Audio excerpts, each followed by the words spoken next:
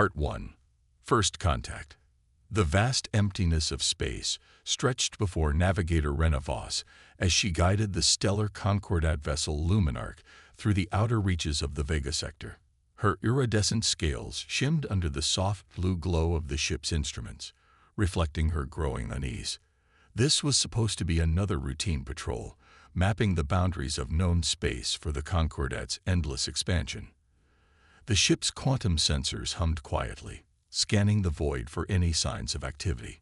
Rena's four-fingered hand glided over the crystalline control panel, making minor adjustments to their course. 20 years of service had taught her to trust her instincts, and something felt off about this sector. Navigator Voss called out Lieutenant Dren from his station, his antennae twitching slightly. "Are you picking up these energy fluctuations?" Rena leaned forward, her violet eyes narrowing as she studied the readings. The sensors were detecting something unusual, energy patterns that didn't match any known signatures in the Concordat's vast database. "Confirming now, Lieutenant. These readings, they're unlike anything I've seen before." The energy signature pulsed rhythmically, almost like a heartbeat. It wasn't random interference or a natural phenomenon. This was artificial, purposeful, but it didn't match any known species technology. Not the crystalline ships of the Arxos, nor the bioorganic vessels of the Meridian Collective. "Captain Thela should see this," Rena said, her voice steady despite her growing concern. Before she could send the notification, the ship's proximity alerts screamed to life. A massive energy surge erupted from the seemingly empty space ahead of them. Captain Thela burst onto the bridge, her ceremonial armor clicking as she moved. "Report," she commanded, her usually stoic features showing a hint of concern. "Unknown vessel just appeared, Captain," Rena reported, her fingers dancing across the controls. "No matching registry in our database. It just materialized out of nowhere. Our sensors didn't detect any warp signature or dimensional shift." The unknown ship hung in space before them, its design unlike anything in known space. Where Concordat ships were elegant and organic in design, this vessel was angular, practical, with strange protrusions that could be weapons or sensors. Its hull seemed to absorb light rather than reflect it, making it difficult to determine its true size. "Open communications," Captain Thela ordered, her voice carrying the weight of 2 centuries of command experience. "All frequencies, all known protocols." For several tense moments, silence filled the bridge. Then, without warning, every screen on the bridge flickered to life simultaneously.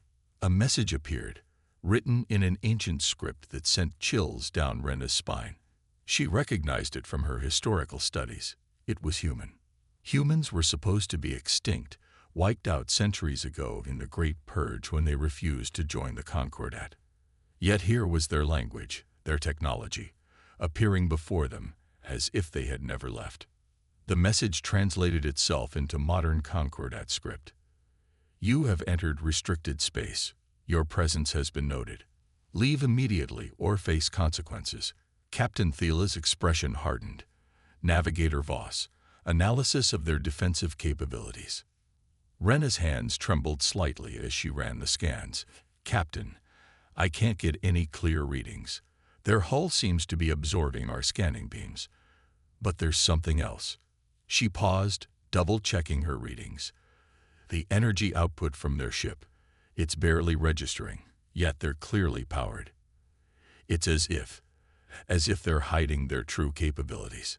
Before anyone could respond, the unknown vessel's energy signature changed. Rena's eyes widened as new readings flooded her screen. "Captain, there." Her warning came too late. A pulse of energy washed over the Luminarch, and every system simultaneously went dark. They floated powerless in the void, their mighty Concordat technology rendered useless by a single strike from this mysterious vessel. As emergency power flickered on, a new message appeared. "This is your final warning. Next time, we won't be so gentle. The children of Earth remember, and we have not forgiven." The unknown ship disappeared as suddenly as it had appeared, leaving no trace of its presence. As the Luminarch's systems gradually came back online, Rena stared at her readings in disbelief. The humans hadn't been destroyed. They had been waiting, watching, growing stronger in the shadows. And now, after centuries of silence, they had revealed themselves. The question was, why now? What could make humanity emerge from their self-imposed exile? As Rena looked at Captain Thiela's troubled expression, she realized this encounter would change everything. The Concordat's comfortable assumptions about their technological superiority had just been shattered, and the ghosts of their past had returned to haunt them. Shadows of truth. The Luminarch limped through hyperspace, its systems still recovering from the mysterious encounter. Rena sat at her station, analyzing every scrap of data they had managed to salvage. The ship's corridors buzzed with whispered conversations. No one could ignore what had happened. Captain Thiela had ordered complete silence about their encounter, but secrets had a way of spreading. The crew's fear was palpable. If humans still existed, what else had the Concordat been wrong about? Navigator Voss, Captain Thiela's voice cut through Rena's thoughts. My quarters. Now, inside the captain's private chambers, Rena found not just Thiela, but also senior researcher Krav, his translucent skin glowing with nervous energy. Holographic displays filled the room, showing ancient star charts and historical records. What I'm about to share is classified at the highest levels, Thiela began, her voice barely above a whisper.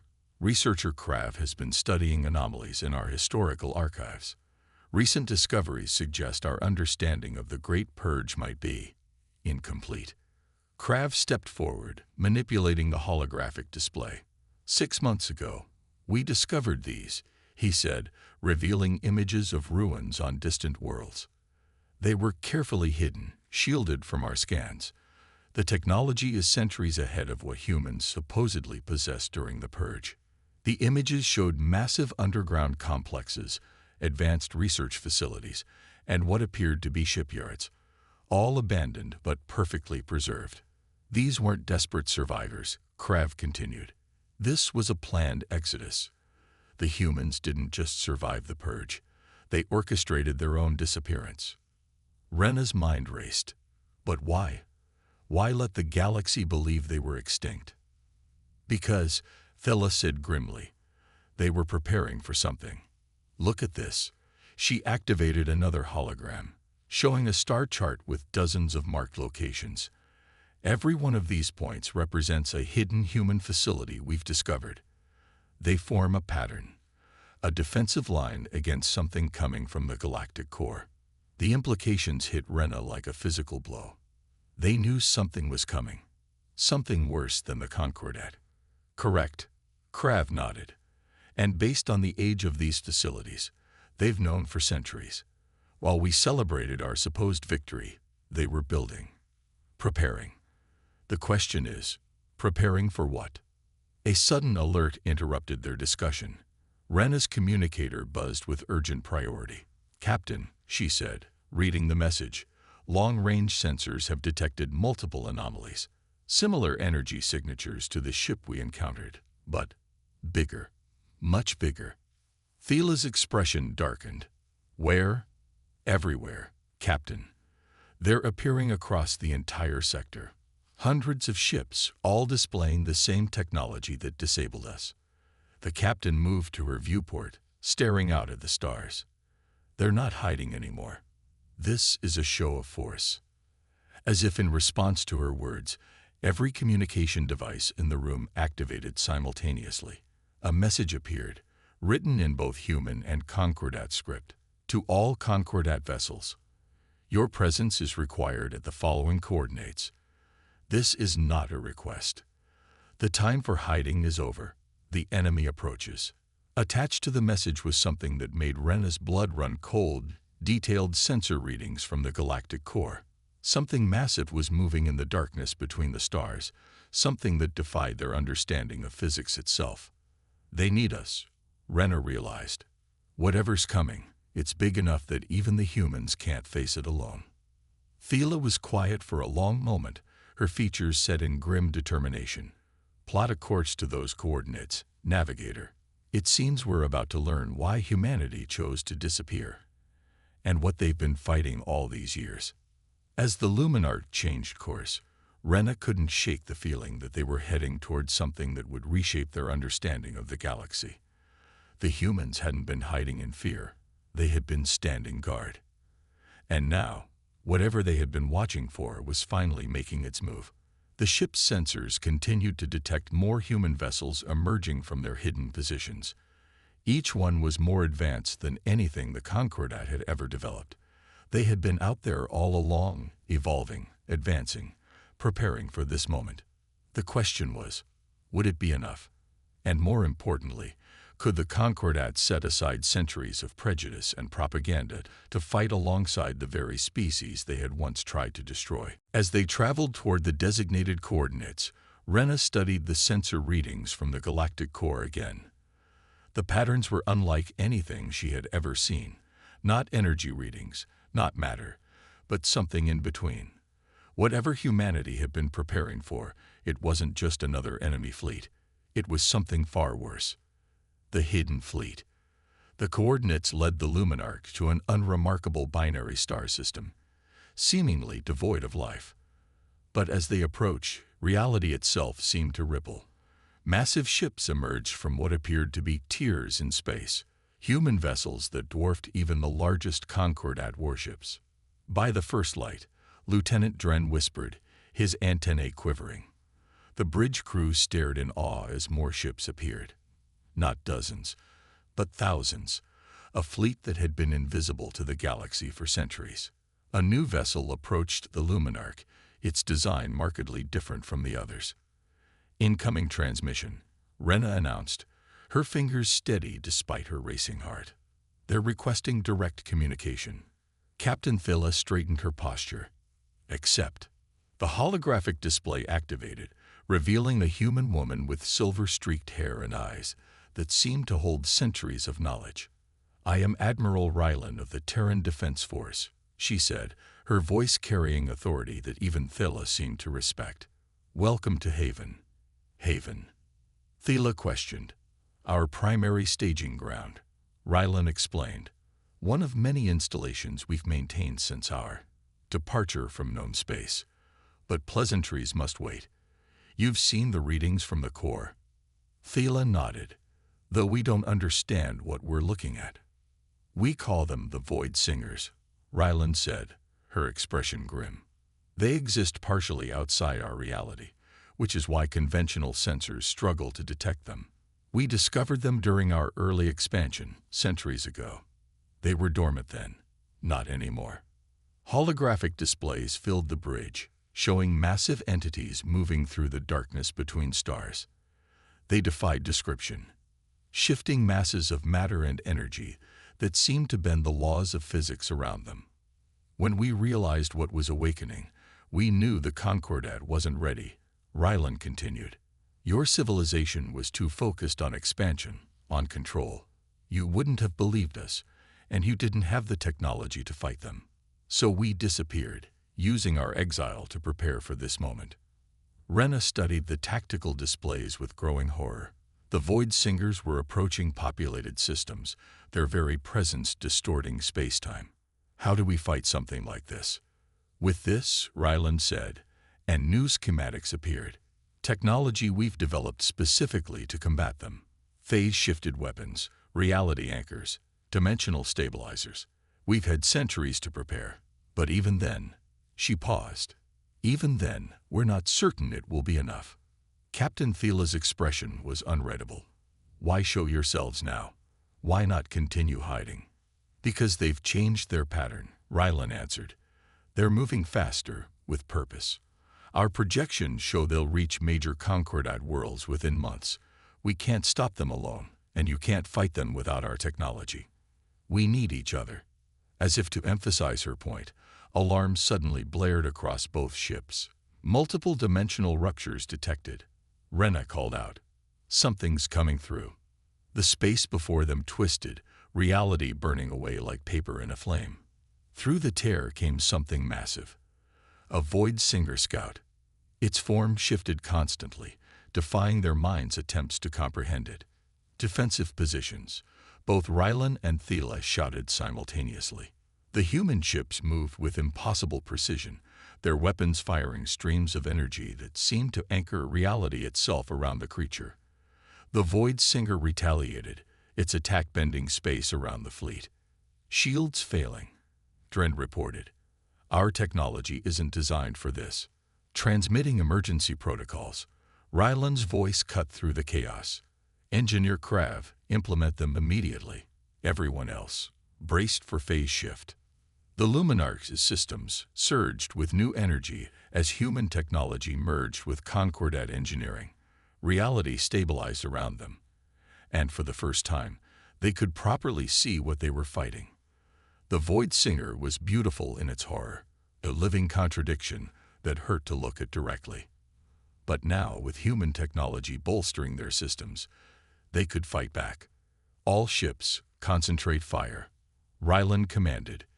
The combined fleet attacked as one, their weapons tearing through the dimensional barriers the creature used as armor. With a reality-bending screech, the Void Singer retreated, slipping back through its rupture. As the tear sealed, silence fell over the fleet. "That," Rylan said grimly, "was just a scout. There are millions more coming. Now you understand what we face." Captain Thela stood, her decision made. "Tell us what you need, Admiral. The Concordat will stand with you." "No," Ryland corrected. "We stand together. We've spent centuries preparing for this fight. Now we'll teach you everything we know. The galaxy's survival depends on it." Convergence. In the days that followed, Haven transformed into the largest military staging ground in galactic history. The Luminarch's crew watched in amazement as human engineers swarmed their ship, upgrading systems that the Concordat had considered perfected centuries ago. Rena worked closely with her human counterpart, a navigator named Julian West, learning to interpret the complex dimensional readings that marked the Void Singer's movements. His dark skin contrasted with the luminescent markings on his temples, neural interfaces that connected him directly to his ship's systems. "The trick," Julian explained, manipulating a holographic representation of space-time, is to stop thinking of space as empty. The Void Singers move through the gaps between reality. Once you learn to see those gaps, you can predict their movements. The training was intensive, but necessary. More scout entities had been detected, each larger than the last. The main invasion force was still gathering in the galactic core, growing stronger by the day. "How did humans develop all this?" Rena asked, watching as another Concordat ship received its upgrades. "The historical records showed your species barely achieving interstellar travel before the Purge." Julian's expression darkened. "Those records were wrong. We were more advanced than the Concordat knew, but we kept our true capabilities hidden. When we discovered the Void Singers, we realized we needed time. Time to develop, to prepare. The Purge." He paused. "It was an opportunity we couldn't ignore." Rena's scales shifted colors with her shock. "You let us believe we'd won. It was necessary. Your civilization wasn't ready for the truth. And honestly, neither were we. Fighting the Void Singers required technologies that didn't exist yet. We needed centuries of uninterrupted development." Their conversation was interrupted by a fleet-wide alert.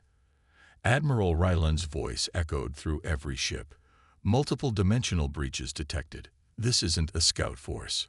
All ships to battle stations." The space around Haven erupted with tears in reality. Void Singers poured through, dozens of them, each massive enough to swallow capital ships whole. The combined human Concordat fleet moved as one, their upgraded weapons blazing. Rena's hands flew over her controls, now augmented with human technology. She could see the dimensional currents the creatures used to move, could predict where they would emerge. "Portal forming at coordinates 227 Mark IV. She called out. "All ships, concentrate fire," Captain Thela ordered. The Luminarch's new weapons lanced out, stabilizing reality around the emerging breach.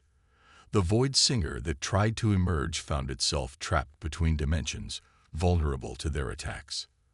But for every entity they destroyed, two more appeared. The battle raged across multiple dimensions, ships weaving through tiers in space, while reality itself buckled around them. Human vessels phased in and out of existence, attacking from dimensional angles the Void Singers couldn't defend against. "They're testing our defenses," Julian shouted over the chaos. "This is just the beginning." A massive Void Singer emerged directly above the Luminarch, its form twisting in ways that made Rena's mind scream.